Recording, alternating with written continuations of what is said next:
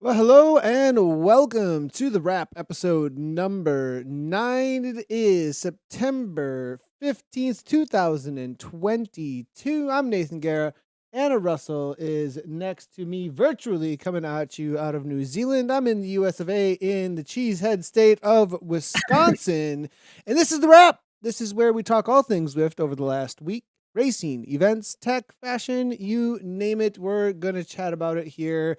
And as usual, this year, 2022, the fall seems to be nothing but nonstop thing after thing. Big releases, big things happening over and over again. Pretty awesome to see. Today, we are going to be talking about the new Zwift release, the Zwift Grand Prix, and everything that goes along with what's happening at the Zwift Grand Prix. The Zwift Racing League first race launch on Climbers Gambit as well.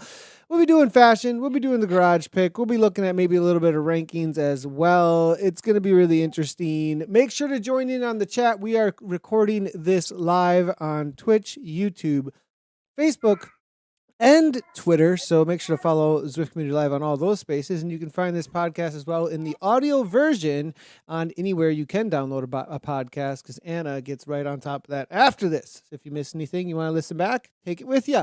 Anna, it's interesting. 1.29 just dropped yesterday. But before we get into that, why don't we talk about what happened? It's kind of our theme to talk about as racers on Zwift, what we've been up to for the last week. That may jump forward a little bit to ZRL. Yeah. Besides that, Besides ZRL, so we'll cover ZRL in detail. But what did I do other than that? To be honest, it's a big Zada week for me.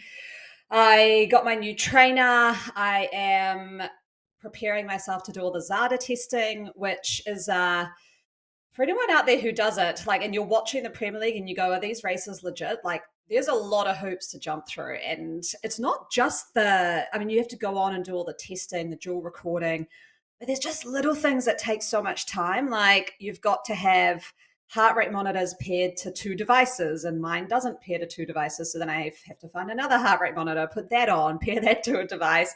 Then it's sort of, you've got to be streaming your Zada or recording it. So it's like, oh man, my webcam doesn't reach to show the angle they need, which is me with the trainer in view with Zwift up there. So I had to go this to the isn't hardware just store for just so people like you have to actually record your Zada test. They have to like physically see you recording. Okay, gotcha.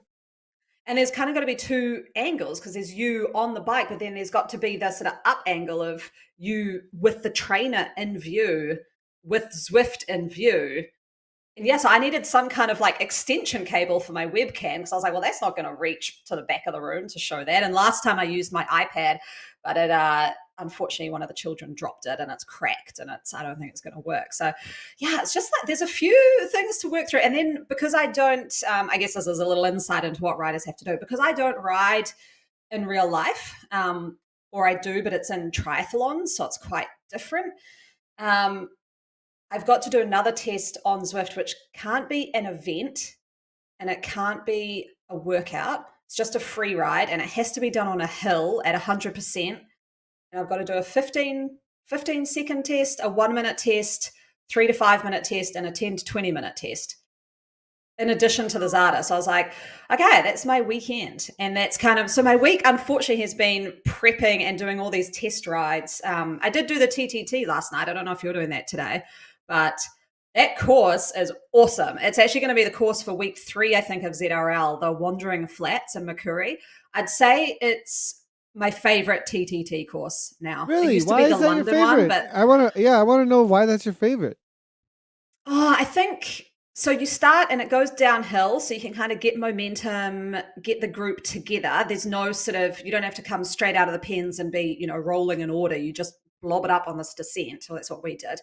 Then you get on the flat for ages, but it's also just nice flat. Like, it's kind of a little bit rolling, and then you go into Neokyo and go around Neokyo, and then you come through the tunnel, and then you've got that long, remember we called it the Dragon Claw Hill or the Bear Claw Hill. It's not a segment, but it just goes up like this at like 4% for about 1.5 km. And then it's a descent to the line. So it's really sort of strategic as to who you drop on that hill. And then when you get to the top, it is all out for 3K to get to the line. So it's fun. I like it. Yeah, it does sound like a good. I not sure. I've never TT'd that one, so it'll be interesting. I will be doing it then. Not tonight. Everything for me this past week has been prepping essentially for the Schwamagon 40. I'm seeing slightly intimidating posts actually on the Schwamagon 40 Instagram right now, as a lot of very well respected, really big names are suddenly posting from the Schwamagon Forest out on their pre rides today. So that's been cool to see. And what I did this past weekend essentially was one of my final. I did do the tiny races kind of as a VO2, and man, Oh, tiny racing, like I got done with the first one, was like that we all out sprint effort essentially to the top of the the rooftops on Yokio with full gas effort. And I looked at the effort from the start line where we went kind of chill out to the top. It was like a 5.4 watt per kilogram effort with the kick at the end. I was like, oh my gosh, this is exactly what I need for VO2. So essentially, it was just 4 VO2 max efforts, back to back to back to back, rest up a little bit. And then I did a final. I'm doing these kind of something a little new in my training. I'm kind of treating myself as a lab rat, but essentially taking different ways that you can do your FTP push type intervals and extending it out throughout the duration of what your upcoming event is, in ways that it is manageable, but to the absolute limits of energy expenditure. So essentially, it's just a whole lot of green with a whole lot of yellow and red in between. This time, I was able to get it to be a 2-hour limits and pack in somewhere around 1,000 kilojoules an hour is what I'm aiming at, about 300 to 310 watt average, but then like with big spikes in there. So I really I wrote this crazy workout Sunday, and the last time I did it was a 3-hour one about 2 weeks prior, and I failed it. I actually succeeded in this one. I was like, could I have made that a little harder? I don't know. It was a tough one. And then rest up, ZRL went great. We'll talk about that in the program, obviously. And then Wednesday Worlds yesterday, and now it's just rest. Got out on my mountain bike today, made sure that the it's all fully supported, and you might be able to grab a water bottle out at Schwamagon, you might not, and that's not always trustworthy. So 2 bottles on there, and I got one of those UWSE bags that it's like straight race water pack. Like that's all. It's like as tiny as it can be, and it really is support. So I tested that out today and did a little mountain bike ride this morning. But that's been my week, is really focused on this Lifetime Grand Prix because it's going to be insane. Yeah, Amy Munn in chat letting us know how insane the field is going to be. Keegan Swenson's going to be there. Santa Cruz bike. He's on fire. He is on fire this season. He's the main competition. A lot of people are saying, so it'll be interesting how that goes. One of his Instagram posts was the one that I was actually really looking at before we went live on the wrap, actually. So yeah, Anna, that's going to be an interesting weekend for sure. Is that the same Keegan? And I shouldn't mention, is this a competitor podcast? I listened to the Trainer Road podcast, and is that Keegan that's on there? I wouldn't be surprised if it wasn't. Yeah. Keegan. He'll often give like a rundown of like Unbound or races like that in a lot of detail, so it's quite interesting to listen to. Yeah. So he's a part of the Lifetime Grand Prix series. I believe he's leading it right now, the series. I wouldn't be surprised. It's arguable that he's probably amongst, if not the strongest XC mountain biker in North America right now. The others, would be obviously Amos or Blevins, because he's doing World Cups, but it's a different animal, right? Like what Keegan's focusing on is like Leadville and these like little longer cross country type things like Unbound, what you're saying. And then Blevins is full on World Cup, like 1 hour, 15 minutes. What do you got? Full gas on a mountain, like quick punchy Question. climbs. Dylan Johnson, does that name ring a bell to you? Yeah, it does. Still out and about? Because I stumbled across his YouTube channel, and he does a whole lot of quite interesting videos on different training methodologies and a lot of research. And from looking behind him, maybe someone in chat can let me know, he's got like a whole lot of race numbers from like Leadville and all of those. So I'm assuming he's a pretty good mountain biker. I don't know that scene very well, but he's a pretty interesting guy to listen to what he's saying. A lot of you would love it actually. Either you'd be pulling your hair out because you don't agree, or you'd be like, yes, because it goes so deep into the science. So it's quite a good watch. Yeah, actually, there's some conversations in the background of Zwift Community Live with different individuals that I've got contact with around coaching stuff. And Dylan comes up often actually because he likes. I really like it that he just puts it out there what he thinks, and that he does get into the nuts and bolts of stuff, and he doesn't pull any punches. He just allows what he thinks to be true to be said. I don't always agree with Dylan, but on like a level that would be like, we're talking open ideas here, and I can see exactly where you're coming from here. So it would be great to have a conversation with him, actually, because it's a very respectable conversation where he's got really good points. And he's obviously researched him a ton, but I actually had never raced or ridden with Dylan at all, though.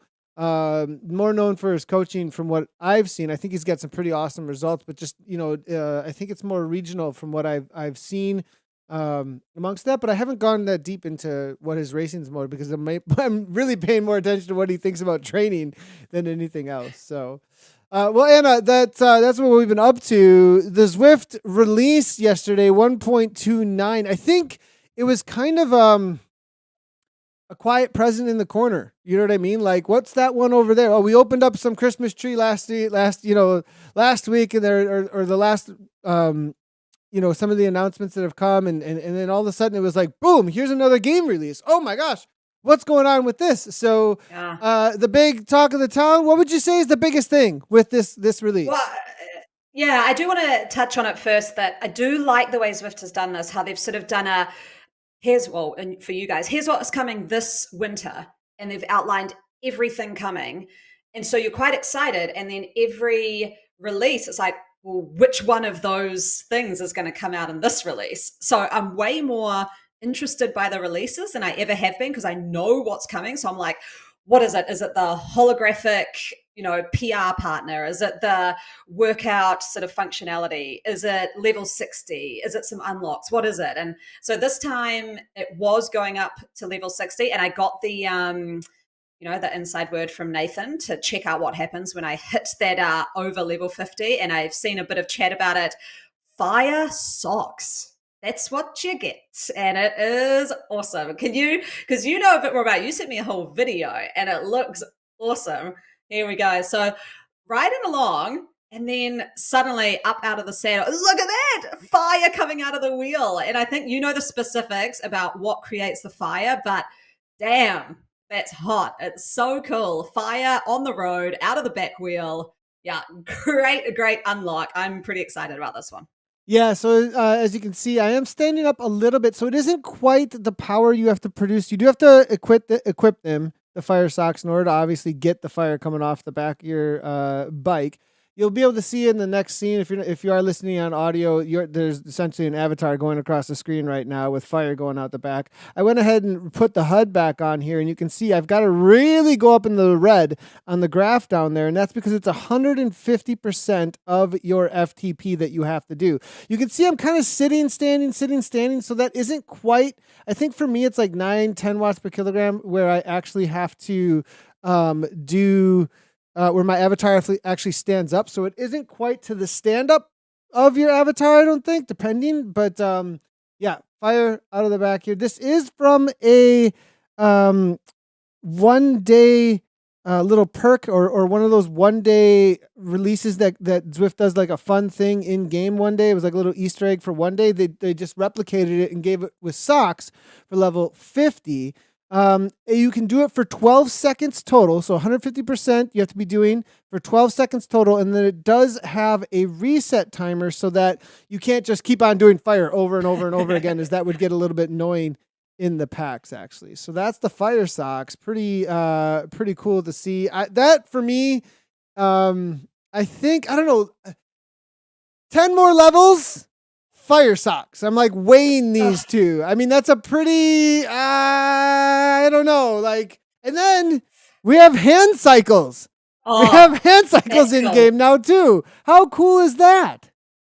That is so cool. And I know that on the Zwiftcast, Simon would often have guests on and he would be talking about this a lot. So I bet he is probably one of the happiest people in the community now that this is now in game. That is actually my garage pick of the week, is the hand cycle, because it just, I think it's great. It's got to be one of the only platforms that has got the hand cycle in it. It just makes things, I don't know, more accessible. People can, sort of familiarize yourself with your avatar. And if you're on a hand cycle at home and your avatar's on a bike, it doesn't resonate, right? It doesn't kind of make you feel like you and your avatar are one and the same. So, yeah, I think it's awesome. I know they are really, really fast downhill. So maybe ride to the top of the Alp, equip yourself with the hand cycle, and then see how quick you can go. But I think on the uphills, they are very heavy monsters. And so probably not the best to pick if you're going to be going up some huge climbs. But yeah, enjoy those descents. Yeah, from what I'm hearing, they are definitely from some of the speed tests that have been done. They're not going to be anything that anyone's going to want to be jumping on specifically in order to try and game any systems on the upright bikes or anything. But they definitely have a pretty good algorithm when it comes to the flats. It looks like, which is really cool. Those who just want to ride them, they are another mode of transportation on Zwift. That's what they're aiming for, from what I'm seeing and being told. So for those that want to jump on a hand cycle, they are now available in game, and I think it's awesome that hand cyclists can jump on these as well. Very cool to see. This is some chatter here as well. We're seeing in chat. It's not in our run a short script here, but I think it would be real quickly just a little bit of something that happened in the past week. That the ZA baseline ride, Zwift Insider did a post about this, it sounds like. Anna, have you heard anything about this? I've got a little bit of skinny on it.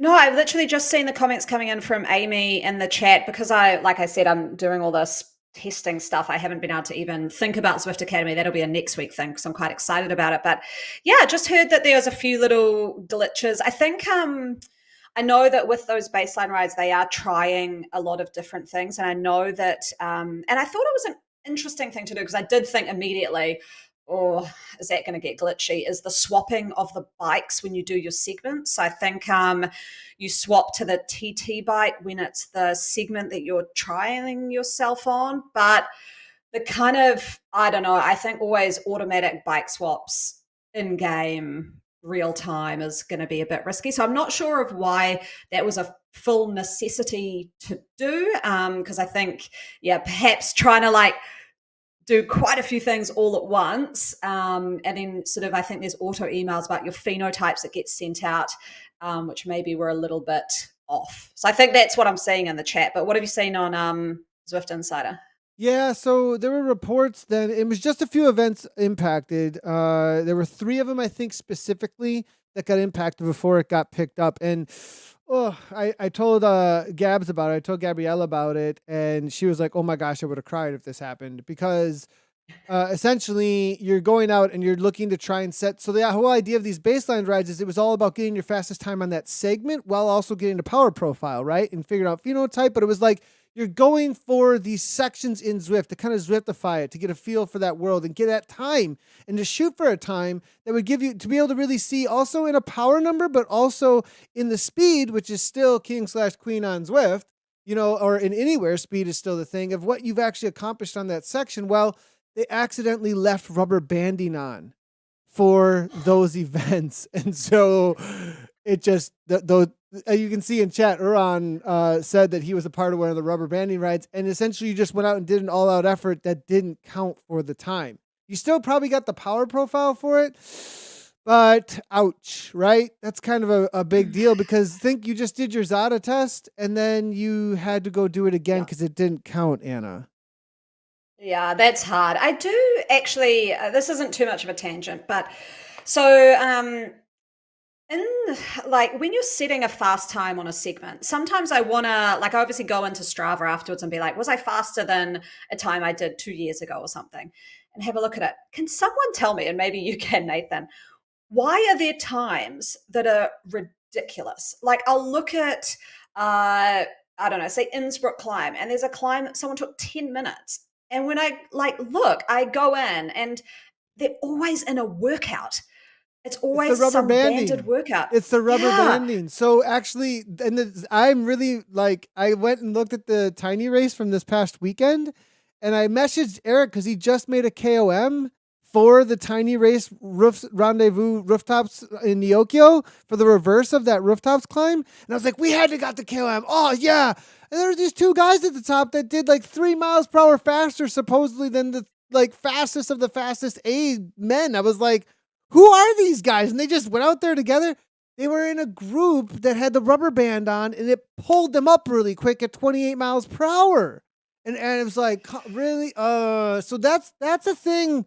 Because what do we do about that? Like, how do you make sure that this cool feature of keeping everyone together doesn't go out and steal all this Strava stuff? It's kind of another way of putting a motor on your bike and going outside and stealing everybody's KOMs, right? So that's definitely a tension point there, Anna. Yeah, it kind of got me a little bit frustrated. And I wonder if Eric, I know he's like the owner of all these Strava segments, right? Can you just take out workouts? Like, can you just say, if you're doing a workout, Eric has just got his count. sniper rifle ready, like pow, pow, pow. Like he's gonna get so many emails now because you just said, "Well, did you guys know that Zwift Insider made these?" Like, Schlangy's like, oh, no. ears are ringing. Like, Anna, what have you done to my email? Oh no, I'm sorry, Eric. But yeah, it's I always find it a little bit frustrating. And then I just go, oh, who cares? But yeah, it's yeah, I think most people had a good time with the baseline ride. I am seeing. So I think that's good. I'm quite excited to get going with it. Hopefully next week and then hit some of the, I actually am more excited about the workouts. I love me a good new workout with some good commentary. So yeah, no, that'll be fun. And I do want to chat though. We've got the first. Well, we've got all the races of the upcoming Zwift Grand Prix, which you could call the new Premier Division, has been released. I thought maybe we could run down race number 1. See what you think about it, Nathan. Yeah, this is going to be really, really interesting because Zwift have. It looks to me like we're really starting to head down this idea of Zwift and its genre having its own kind of way of competition. That they're heading more towards this esports, a lot on the line for every single one of the just to create a lot of hype moments within the competition and put it all at stake for the teams at any moment, closer to what we saw with the knockouts. But they've brought in these new game modes, Anna, and I'm super excited to see how they end up playing out. And it actually starts next week. If you guys weren't aware, the first go at this is going to be next week. I'm going to just try and bring the document up here that I got just a couple of days ago, because we will be on commentary alongside of Dave for that, which is going to be really, really exciting. We had so much fun with the knockouts, Anna. I think that the Grand Prix I think that was almost like the setup for what is going to be even better with what's happening with the Grand Prix. So the men's race, Friday, September 23rd, 6 p.m. UTC. The women's race for round 1 is going to be Friday, September 30th, the following week. So we're separating it by a week for each of them. So the men and the women both get full focus for that week, rather than just kind of placing them on top of each other. And they're calling it the Parcours Picker for the race format. And Parcours Picker is that essentially is the race where teams will select 5 riders to take part in 5 different races, 1 rider per race on different parcours and utilizing different formats. What? Yeah, I know. Whoa. So I won't go into detail, but I have been assigned my parkour for Sarah Snowpins. So you each get given a course. So what have we got? Race 1 is Neokyo Crit. And it's not, so I looked at the courses, I was like, oh, cool. And then when I read in, I was like, whoa, they're even doing different point structures within each race. Like I think it's pretty rad. So you've got 2 laps of Neokyo Crit, and it's just a points race. So that looks like you've got points at the different sprint banners. Then you've got Sea to Tree is race 2. Now it's pretty short, but it's obviously 3.84 kilometers. It's super straight short. uphill. Yeah, straight up that gravel climb, and it's just finish line points. And you've got Tour of Tewitwell, the Yorkshire course, and again you've got points, but it's only for top 6 at the climb arch and only the top 6 at the finish arch. So it's pretty like short, like little allocation of points. Then that race 4 is Innsbruck Ring. Now this one I was like, oh yeah, I quite like Innsbruck Ring. I've been doing some practice on this one, but it's an individual time trial. So it's individual time trial, but with bonus points at the sprint. So could you imagine doing an all out ITT effort and then trying to sprint as well? And then lastly, you've got Downtown Dolphin, and that's similar to what you would have seen in the Zwift knockouts, which was you get points at the arches, And the finish and then line. only top 4 at the finish line, looks like. So yeah, very, very tactical. Total race points will accrue across the 5 races. Series points will be awarded according to each team's final points tally. Whew. I mean, and we'll leave it at that because we can. Or do you want to go through all of these? I was thinking maybe we could. No, I'm thinking just the first week, and then week after week we'll get an idea of what's going on with each week. And I mean, and that's just one round.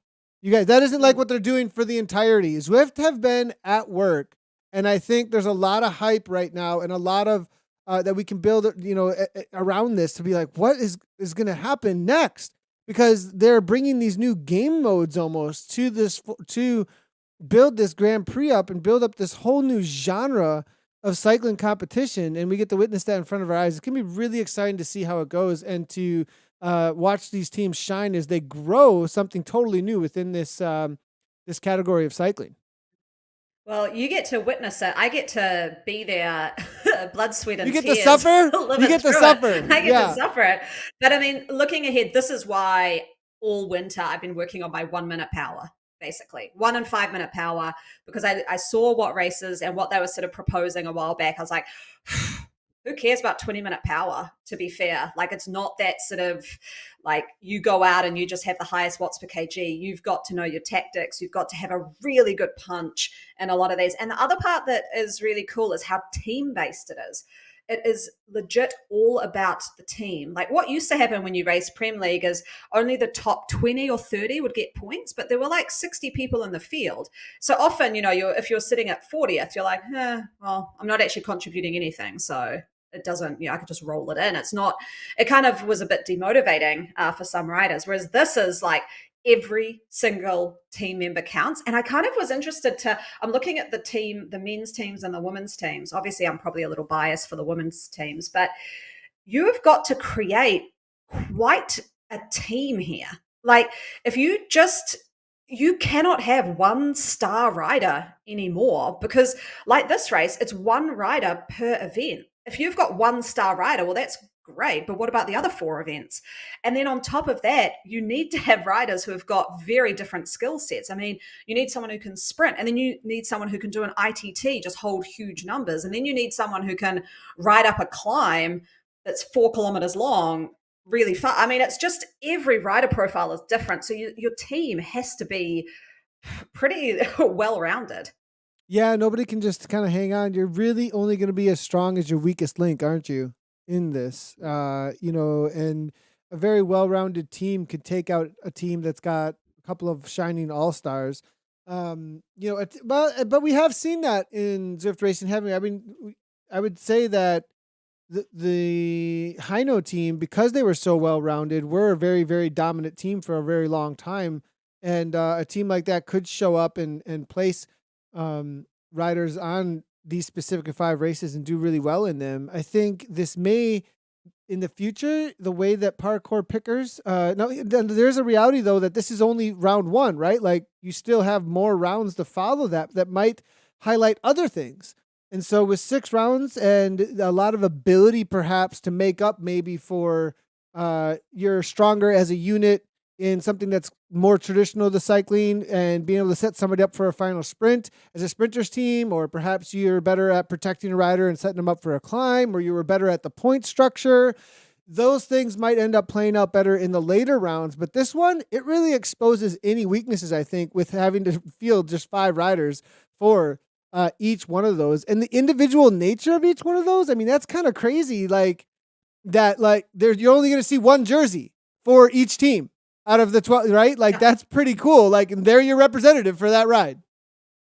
Yeah, and I think as well, this is why I'm not saying, which one I'm racing, is that you don't know how other teams have picked their riders for each race. So you could be lining up in your race against some of the best races in the world, or they've kind of mixed it up and you're like, okay, I'm going to do well in mine. And I think the other thing is, if you're the one from your team racing race 4 or 5, you've just seen your team and how they've performed. And if you're like, oh, we're sitting in first, like they've totally nailed it. Oh man, pressure. I need to do really well too. So there's sort of that side of the equation as well. And also the bit that just makes me quite nervous, even as I'm sitting here, is like, how does this actually work with you? Say you're doing race 4.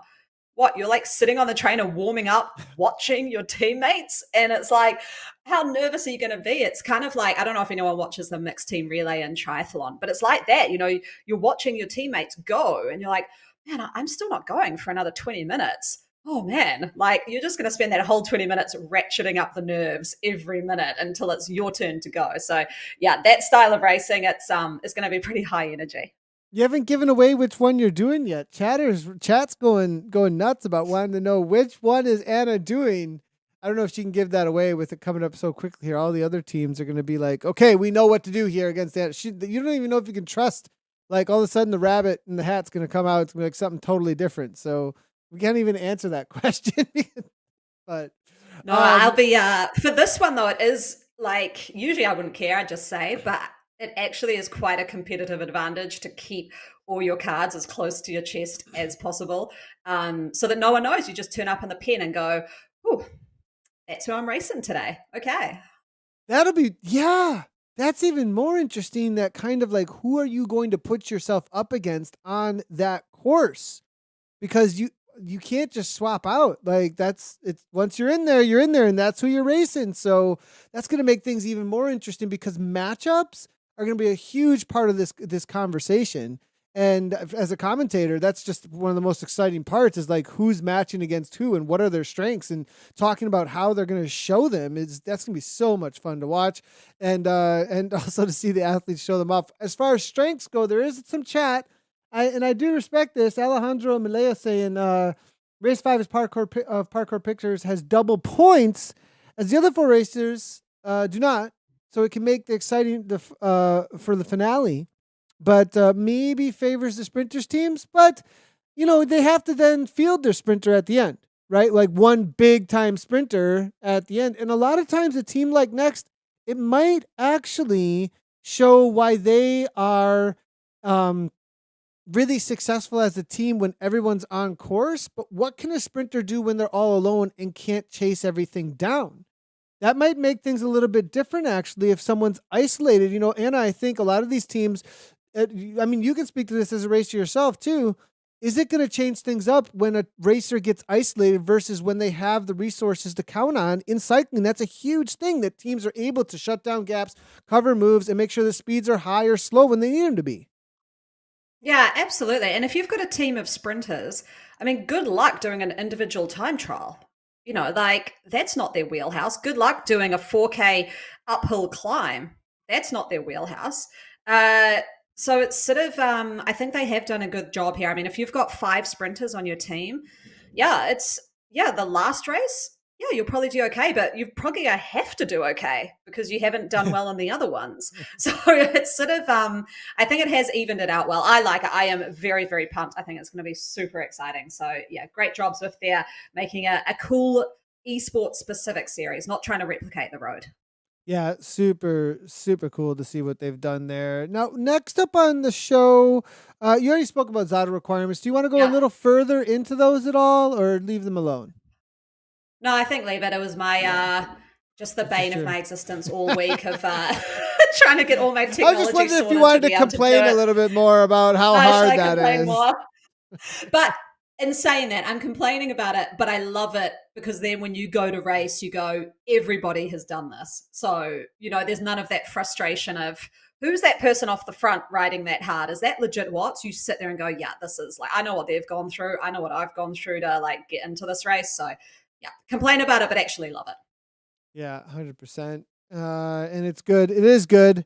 I do know a lot of riders and racers that are part of it are like, oh, and they almost, some participate or don't based on how much of a effort it is. It is a huge effort to do the ZRL requirements. So kudos to everybody that does make that happen. And also, kudos to Zwift and in Zada and what they do to make sure that the racing is as accurate and clean as it can be in this new genre of racing in cycling. Now, next up, we've got some cool missions, and the upcoming Movember 9.9 mission has No, I been think that's announced. Is that right? no, I think that's just an old one. No, no, no. So this is the fashion Oh, pick of the okay. week. This was from Sorry. Oh my years gosh. ago. Okay, you Years really, I ago. was confused there. I was like, okay, so this is just a fashion pick. Got it. I was like, Yes. I didn't see this in any of the content, but sometimes I miss something. So, okay, this is the fashion pick of the week, the Movember fashion pick. And there's actually, though, a Zwift Insider post about this if you want to go ahead and check it out. It is obviously over on ZwiftInsider.com about where this kit has come from. And do you want to just talk a little bit about, I don't Yeah. know, everybody should know what Movember is. If you don't know what Movember is, I don't know where you've been. Yeah, so Movember, I did this. This was a few years ago, I think, the Movember kit. But as you can see up on screen, and I'll talk you through it, the reason I loved this kit, so this week I was like, oh, what's the fashion choice of the week? I went through my garage. I was like, oh, I loved doing this because it was one jersey that's covered in mustaches. But every challenge that you did, I think there were, let's say, like 4 of them, each one added more mustaches to the kit.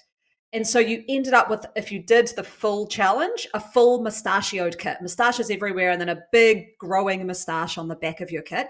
And I think this was just a really cool way to do it. And I haven't really seen it again. You know, you don't see sort of, you just see you get a jersey, but you don't see you get an evolving jersey the more of it you do. So I would love to see this kind of thing again. You know, maybe it's polka dots, or maybe it's the rainbow colors, and you get a new stripe each time, and then you have a full rainbow. I loved the evolving kit idea. And plus, it's just a cool kit. It stands out. I very occasionally wear it, but it's one in my garage that, yeah, near and dear, because I've got the full mustache. There we go. There's a video of it. It's just, I don't know what the community thinks of it, but I think an evolving kit for challenges is spot on. I'd love to see it again. Now, when was this video taken that you're riding a TT bike? Like, what's going on here, Anna? I don't understand. Like, is this, do you just ride a TT bike around all the time?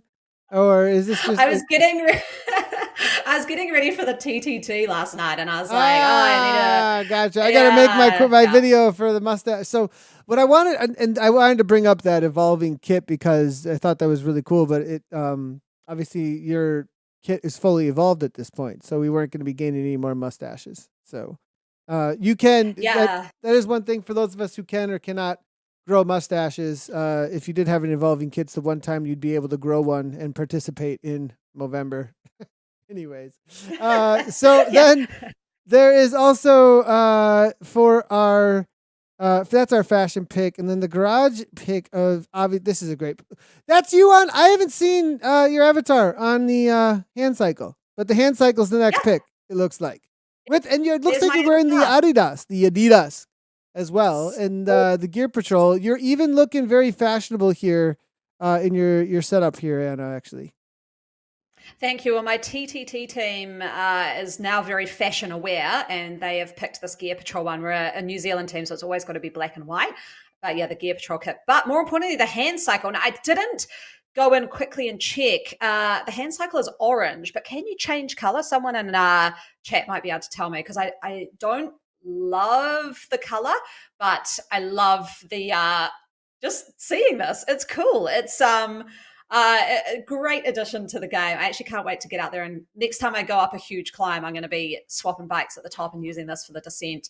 But they've actually done quite a good job as well with the graphics of it, I think, because it's quite a complex piece of equipment. If you look at that, just to even have that in game, and I think yeah, they've done a good job. It looks nice. Yeah, and just as a heads up on the hand cycles, for the speed test so far, it behaves how you expect the hand cycle to behave outside. It's decently aero, but quite heavy. It only has one wheel set, and with those wheels, it completes the fastest flat test at 50 minutes and 16.5 seconds, which essentially matches the fastest road bike frame paired with the fastest wheels. But you got to keep in mind, hand cycles only get half draft off of an upright bike, so using it in a race would be a huge disadvantage compared to a standard road bike, which can get the full draft. Just as a heads up on that for the hand cycle. But again, I am seeing in chat an amazing, an addition to the world of Zwift and its offerings when it comes to all the bikes. Great garage pick this week. The fashion pick, though, mustaches, Anna, black and white. I mean, I don't know. I mean, yes, it's very cool, the evolving and everything. I'm down with it. But as far as like, how are you gonna? Would you wear that one for like I'm looking cool though? Like, would that be like I'm looking? You would? Okay. There's a few kits I pull out just for the fact that I know not many people have them. And so I pull them out. There's that one, there's the specialized mixtape kit. And I just pull them out because I'm like, not many people are going to have this. It's unique. It looks great. It's easy to like pair up color wise with other things. So it can look quite good. Whereas I think, the typical garage unlocks you get with different levels, everyone's got those. And my thoughts on the Digi Camo kits. They look pretty shocking. But yeah, I like it. It's not what I'd wear all the time, but I'd rock it out on a fun little group ride and be like, yeah, look at me. I've got the new kit that no one else has. Yeah, I've been doing that once in a while lately of busting out these. I think maybe it's because of the level 60 cap, release now. And I'm like, okay, let's go back to some of the things that are sitting around in the garage that nobody actually might know of or have, or it's from some sort of past events. I mean, there's some kit unlocks that have no promo code around them. And there's the only way that you could have gotten that is if you were around for that event at that time. And those are pretty exclusive. So make sure to keep your eyes out on any events and don't miss those because you might not get another chance down the road. So, all right. Zwift Racing League Climbers Gambit is our next topic. I put a tweet out and I was like, Zwift, WTRL, do you not know how video games work? The final boss is at the end of the video game. What happened here? Did we forget how video games work? Like, I mean, I'm not saying I didn't enjoy it, but oh my gosh, because I like Type 2 fun a lot. And I had a ton of fun with this race and everything. But man, that was quite the way to introduce the first round of Zwift Racing League and what Zwift Racing is all about. Yeah, it's one, I think, as an event organizer myself, you've got to have a course like this for the first race because people are coming back from a summer in real life. They haven't been on Zwift in a while and they don't really know what their categories are. This will tell you what your category is because you've got that pretty much an FTP test at the end. I've just got to say, I was super pumped to be with my team ride again. We got on Discord early, chatted through what everyone's been up to for the holidays. And I mean, some of the team, they're still over in Europe racing, so they've had a great old time. But it was cool. I just love, I love the community around it. We've got a couple of the Prem teams, but Kristen Kolchinsky and her 2024, is it called 2024 now? 2024, correct, yes. Yeah, 2024, their team in there. So that was a great sort of added competitive drive. The course, I like it. Well, I mean, I didn't like it at the time, obviously, but you sort of start, and I never end up doing my warm-ups well. I think I get distracted with chatting, and then it starts, and suddenly 2K later, you've got that sprint, right? We had Jackie Godby on our team. So, we had a huge powerhouse there. I've got to say, though, the Titans Grove, I just never quite get that timing right. And someone who's nailed it is Christina Grossman, and she's a sprinter, but she has somehow just nailed how to get the fastest time up that one. And I never quite get it right. I think maybe it's like the leg snapper. I just approach it too much like a climb. And if someone goes, I just get nervous and just go straight on their wheel. Whereas I know others, you stay in the pack and it is really draftable. And then they basically just sprint, at the end. So how did you go? I mean, I saw you came second, so you had a great race. Yeah. So I'll speak to that question you just had about Titans Grove and what I think about taking on the reverse Titans Grove. And I didn't get fastest through segment. I do have some opinions about fastest through segment actually, because this is actually my first time ever racing ZRL. I've always been on commentary and broadcast productions. So I've never raced it. And so we'll talk about, let's make sure to save that though. I want to that's a bunny trail that I want to go down in a little while about first across line, fastest through segment, and what I feel like would be best in that situation. But one of my teammates, I'm riding for OMG, oh my God, they killed Kenny in the West. And one of my teammates, Dan Pedrosa, nails it perfectly when it comes to fastest through segment, it seems like a lot of times. And he does that tactic of, he knows exactly the kilometer marker. for, and I think it was 11.9. He kept on saying 11.9, 11.9. And he would roll from about the back of the pack or mid pack with speed from 11.9, though. He would make sure that he was at that moment of roll through speed at 11.9 to move his way forward, and he would carry his way forward with speed from the back of the pack to the front for free speed. So right there, he's already gained like half a second to a second on the fastest through segment. And then he was right next to me very soon. I was like, oh, that was pretty awesome how he just kind of gained some time there, and he only had to put out maybe an extra 100 watts to do it very shortly.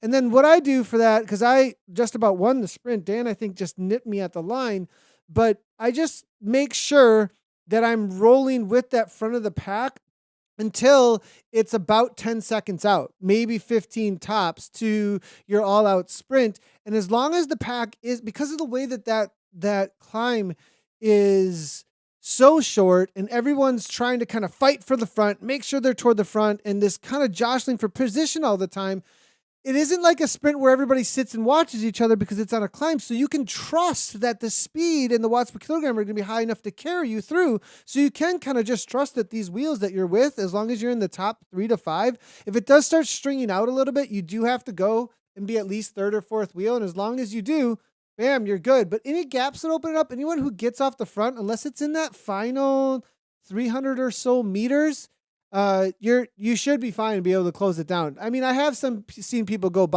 rarely though. I don't know. Very rarely have I seen anybody go bottom to top on that specific one, because I think the way it runs is kind of just enough speed through the punchy part, and then it kind of levels off enough that when the watts per kilogram are so high, the speeds just really ramp up with the group, and you can just trust that it's going to be an auto lead. You essentially get an auto lead out on that one. It feels like, regardless of what happens. Yeah, I'd agree. It was that one. I need to work on my timing on that. I do. Sorry, there's a little tangent here, but I've got to tell you, because I actually last night was like, got to tell Nathan this. I was producing the Australian Cycling Club League last night and commentating it actually, and they had the likes of Sam Hill, the real legit sort of Zwift Academy guys racing in the ACAT. And I don't know if you've ever seen this. I have never seen this, and I replayed it like 3 times. They were track standing. So they had fastest time segments on a sprint section, and they're leading in. I'm like, why are they going 0 watts a kg? And they were literally, no one wanted to go on the front. They knew it's fastest time segment. So they wanted to get to the back of the pack to sprint through the pack to get the fastest time segment. And they track standard in Zwift. They're just sitting at 0 watts because no one wanted to go to the front. So then they're waiting to get on the back, but because all of them were doing the same thing. And I think it's because like they're in real life races, right? So this is what you'd do. You'd kind of pull up and try and position yourself to the back. It was the craziest thing I've seen. So maybe I'll try that in the next ZRL. But I think in ZRL, people it's too much playing chicken, right? No one's going to track stand and go to the back with the risk of the whole pack moving off the front. So maybe this was the little, the bridge between IRL and Zwift racing, but it was insane. I do have a replay actually, right, of that specific sprint you were talking about here. If we wanted to look at it real quickly here, that like how it played out.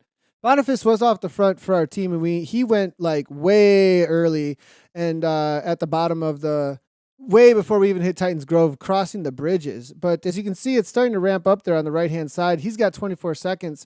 Hines tried to give it a go there from Riot. Grant Hill as well. They're just leading things out. As you can see, the orange number starting to pop.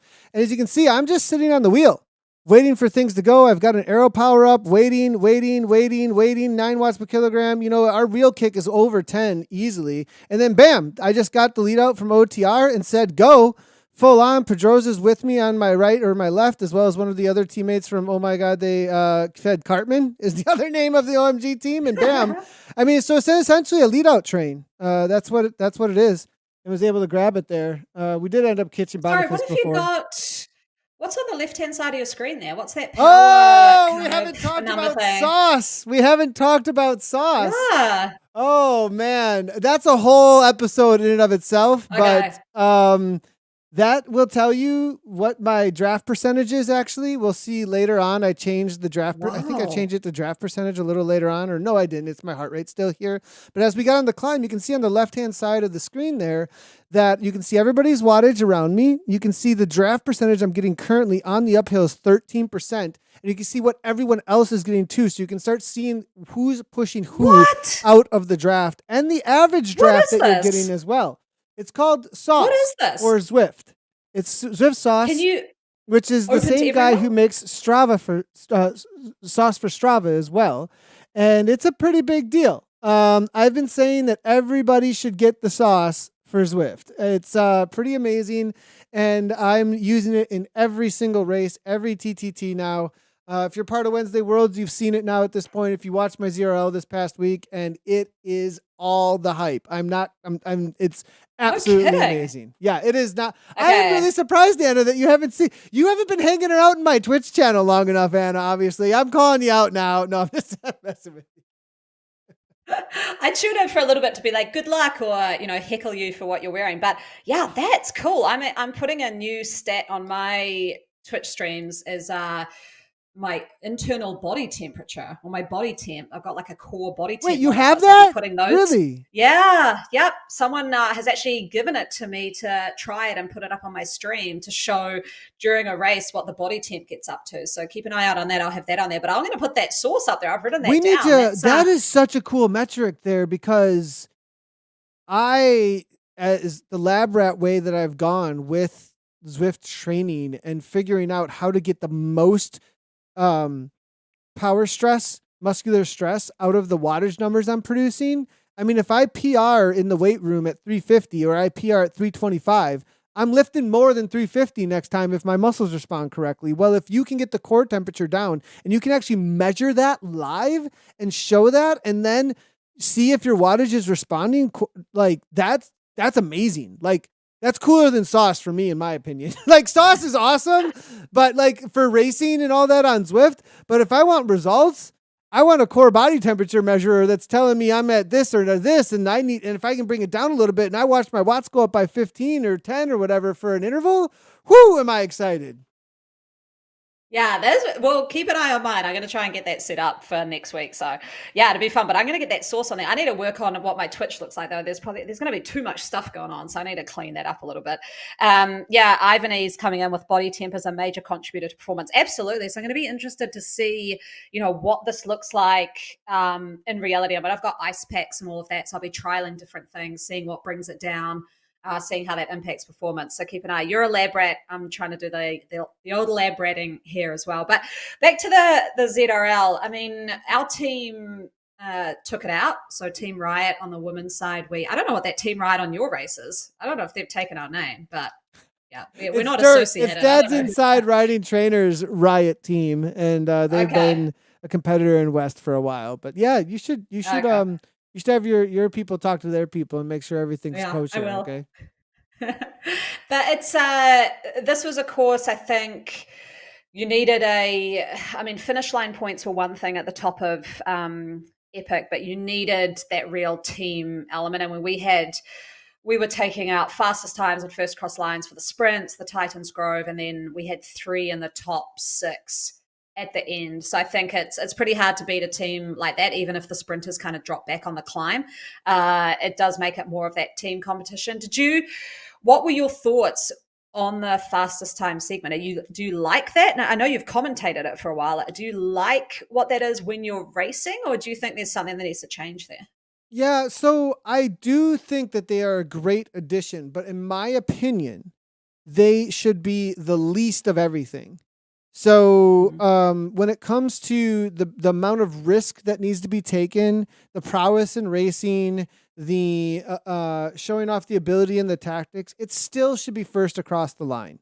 Like, you're in a situation where first across the line should get the biggest reward. That essentially, if I'm going to go across other esports, they're your carries, they're your DPS, they're your highest actions per minute type characters, type players. Okay. If I'm going to compare to other esports, they're your wide receiver, they're your quarterback, they're your, whatever it might, they're your attacker. And then your support roles your jungler in Dota, your healer in Overwatch. You know, like there's different support roles within sport, and I am all for it. Great, have the support role there with FTS. It does not need to be the big number, though. It absolutely should not be a bigger number than FAL. It should be something that people can see as a side note, but not that they're going all in for the fastest through segment, and that FAL would be of a higher priority so that somebody risking it and going off the front from a pack is getting the big reward. Or you really fought to the line with the pack. You should begin the FT. I think it's going too far in the other direction. It's a good response, but it feels reactionary on the pendulum now of make sure everyone can play a role. And now it's kind of like defeated the purpose of what FAL is really about when it comes to that being the lead role, in my opinion, within the way that these races are structured. Yeah, I agree. Like, I wouldn't have agreed, but I've just organized this race series that has only FTS to kind of add a bit of. And the thinking behind it was there are riders out there who get dropped, and maybe they still want to have some contribution and some reason to keep going. But in reality, you're not getting FTS unless you're in that main fast moving front pack. So I think the biggest thing, and I'm glad we're kind of touching on this, because I would not have agreed if you'd asked me, 6 weeks ago. But I think first across line is great because it incentivizes breakaways and a bit more dynamic racing. When there's fastest through segment points that, like you say, are so huge, what is the incentive to leave the pack? I mean, unless you're the sacrificial lamb of your team and they're like, you're just going for first across line, you go on your own.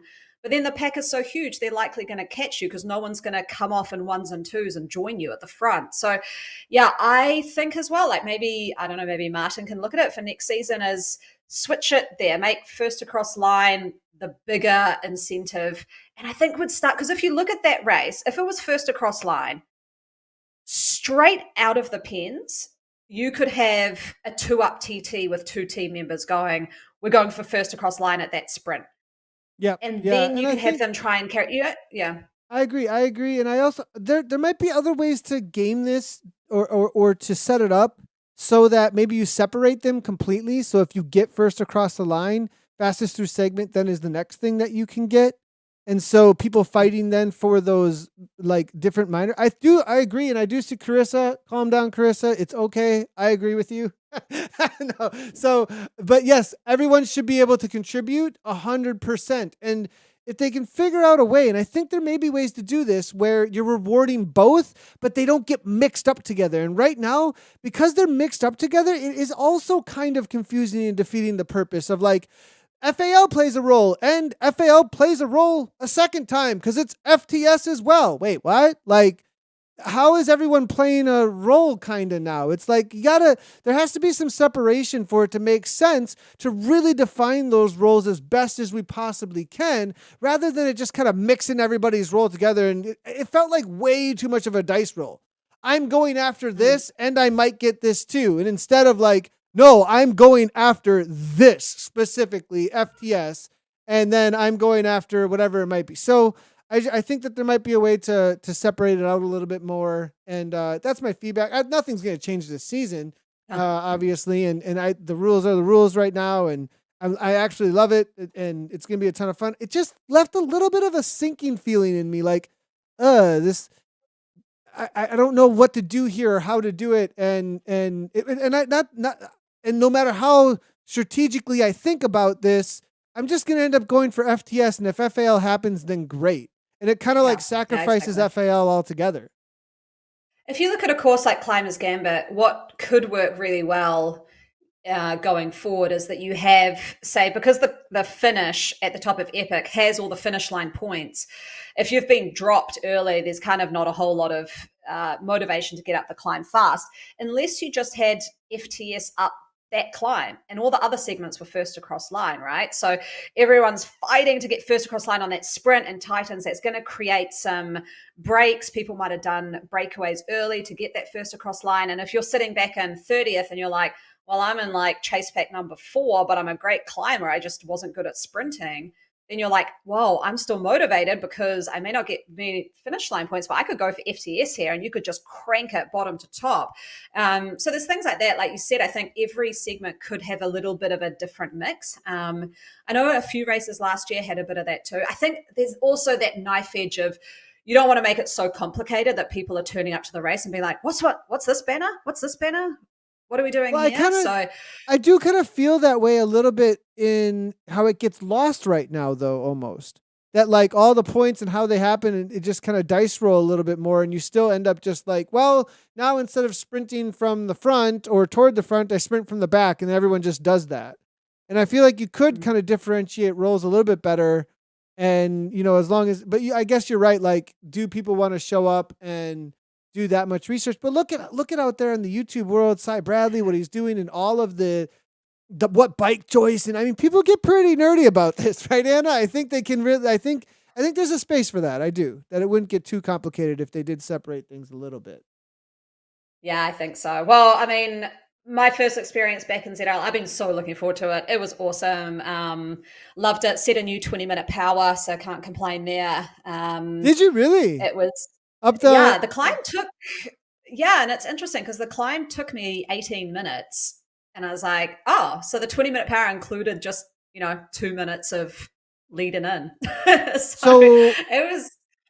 I wanted to give a shout out to that sauce one more time, but based off of what we're just talking about here, real quickly, because in that climb that we did there, the if you see this here, you can see as I'm climbing with this group of guys here, 9% gradient, 5.5, hanging with them.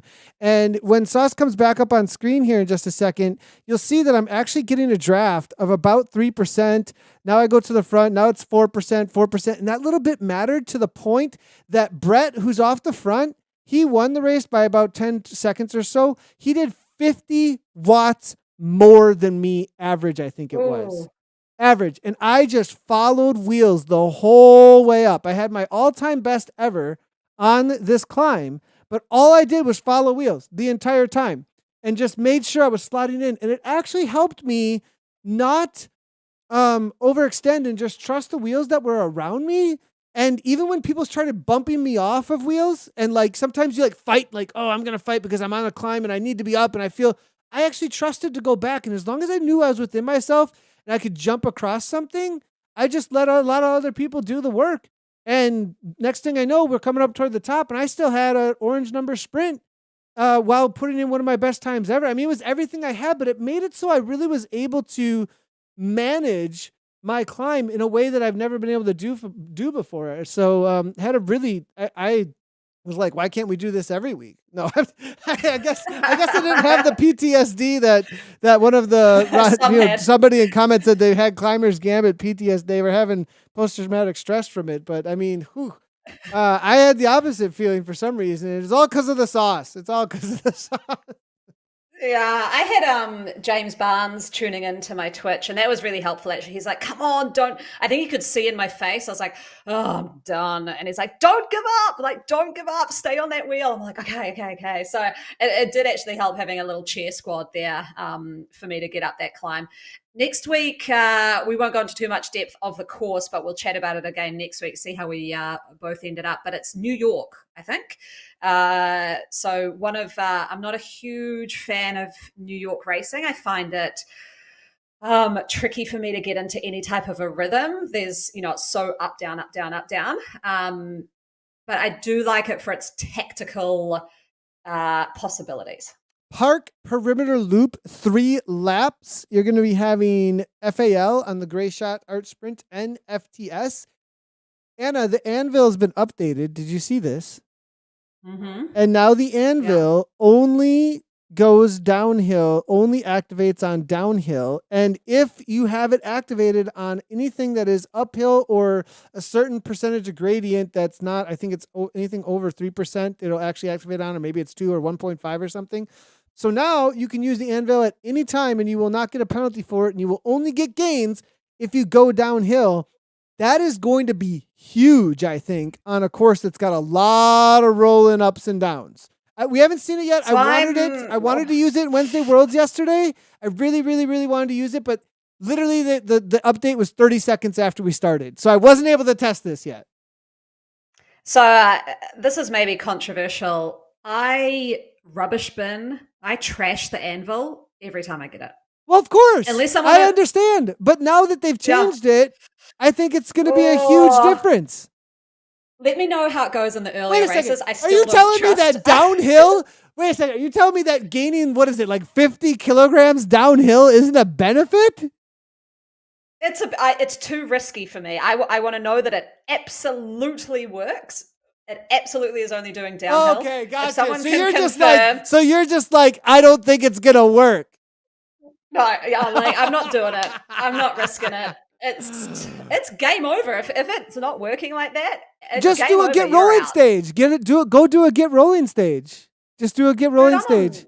I'm on Zada all week. I can't do anything before next week. But that's enough of that complaining. But yeah, the Anvil it's like it's my freak out power up. I'm like, no, get rid of it, get it out of there. It's too bad. So see, this is the chaos and order coming out. This is the chaos. Remember, I said I like the chaos of racing. What's gonna happen? And you're like TTT order. You're like the total triathlete.